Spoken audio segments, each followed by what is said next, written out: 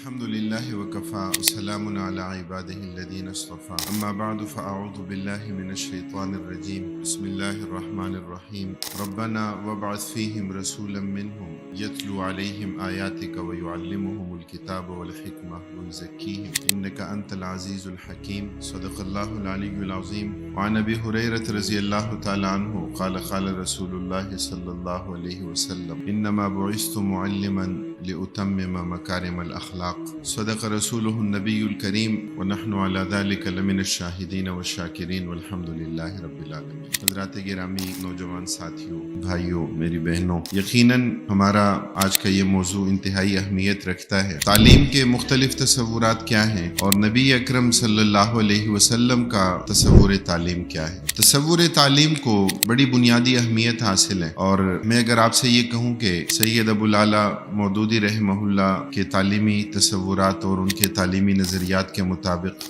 کہ تعلیم جامد، بغیر کسی سمت کے، بغیر کسی جہت کے، بغیر کسی مقصد زندگی کے کبھی نہیں ہوتی۔ تعلیم لامحالہ، تعلیم لازماً کسی نہ کسی نظریے کی ریپریزنٹیٹیو ہوتی ہے، کسی کی نمائندگی کرتی ہے، اور کسی تصور تہذیب کو، کسی کلچر کے تصور کو، اور ایک خاص مائنڈ سیٹ کو، مطلوب انسان کے ایک تصور کو آگے بڑھاتی ہے۔ اس لیے یہ تصور غلط ہے اور باطل ہے کہ تعلیم بذات خود بغیر کسی تہذیبی نمائندگی کے اس کا تصور ہو سکتا ہے۔ ایسا نہیں ہوتا، اور کم از کم اسلام کا تصور تعلیم تو یہ ہرگز نہیں ہے، اوروں کا بھی نہیں ہے، لیکن بات سمجھنے میں دیر لگتی ہے۔ نبی اکرم صلی اللہ علیہ وسلم کی بعثت ہوئی، آپ صلی اللہ علیہ وسلم کو النبی الامی بنایا گیا۔ اس میں اللہ تعالیٰ کی مختلف حکمتیں کار فرما تھیں، ورنہ سب سے زیادہ محمد مصطفیٰ صلی اللہ علیہ وسلم نے اس امت کو تعلیم دی۔ آپ اس امت کے لیے معلم انسانیت قرار پائے۔ آپ نے تعلیم کا واضح اور بہترین تصور اور فلسفہ دیا۔ عربی کا ایک مقولہ ہے کہ الاشیاء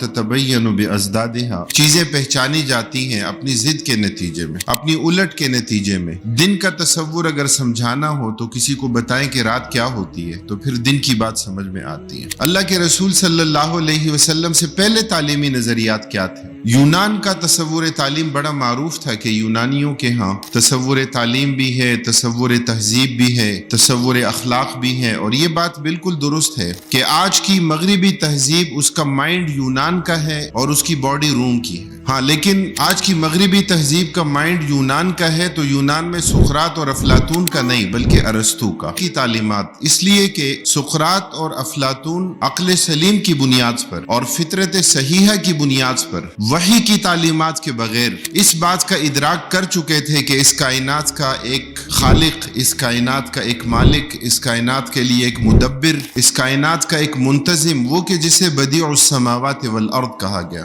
وہ ضرور موجود ہے۔ کوئی چھوٹی سی چھوٹی چیز بغیر کسی بنانے والے کے، بغیر کسی صانع کے، بغیر کسی موجد کے وجود میں نہیں آ سکتی۔ تو کائنات کا اتنا وسیع و عریض انتظام، اللہ تعالیٰ نے ہمارے اپنے جسم میں، ہمارے اپنے وجود میں اپنی قدرت کی کتنی علامات اور کتنی نشانیاں رکھی۔ اللہ تعالیٰ نے تکوینی نظام اتنا بہترین اللہ تعالیٰ نے قائم فرمایا۔ اس کائنات میں پھیلی ہوئی نشانیاں اللہ تعالیٰ کی قدرت کی اس بات پر دلالت کرتی ہیں۔ مکالمات افلاطون 8 جلدوں میں ہیں، اردو میں بھی چھپ گئی ہیں۔ تکوینی امور اس کائنات میں پھیلے ہوئے اللہ تعالیٰ کی قدرت کی نشانیاں۔ اس لیے اگر عقل سلیم ہو، اگر فطرت صحیحہ ہو، تو وحی کی تعلیمات کے بغیر بھی وہ اس بات کا ادراک کر سکتی ہے کہ اس کائنات کا موجد، صانع، بنانے والا وہ ضرور موجود ہے۔ افلاطون نے کہا کہ دنیا کی یہ زندگی عدل اور انصاف کے لیے ناکافی ہے۔ اس عالم میں، اس دنیا میں عدل اور انصاف کامل طور پر نہیں ہو سکتا۔ اگر کوئی شخص 100 افراد کو قتل کر دے، اس کو بدلے میں تو ایک ہی مرتبہ قتل کیا جائے گا۔ وہ 99 مرتبہ اگر اس کے جسم پر سزا نافذ کر بھی دی جائے، لیکن اس کی روح تو ایک مرتبہ میں نکل گئی۔ دنیا کی یہ زندگی عدل اور انصاف کے لیے ناکافی ہے۔ اس کے لیے ایک اور عالم کی ضرورت ہے، اس کے لیے ایک اور تصور، ایک اور جہان کی ضرورت ہے، اور جسے عالم الآخرہ سے تعبیر کیا گیا، کہ جسے اللہ رب العالمین جس کی طرف توجہ مبذول کرواتے ہیں، فکر آخرت کے جس کی طرف نبی اکرم صلی اللہ علیہ وسلم ہماری توجہ مبذول کراتے ہیں۔